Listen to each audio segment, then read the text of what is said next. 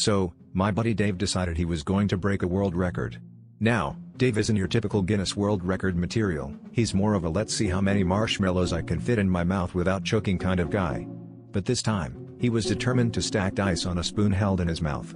Intrigued, we all gathered in his garage, which, for the record, looks more like a shrine dedicated to all things ridiculous. As Dave precariously balanced the third die, we all held our breath, partly from anticipation and partly because someone spilled a jar of pickled onions earlier. Just as he was about to crown his masterpiece with a fourth die, Dave let out an epic sneeze.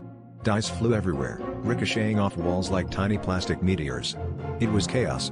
But in the midst of the pandemonium, we heard a voice from the corner say, "Well, Dave, you've always been good at rolling."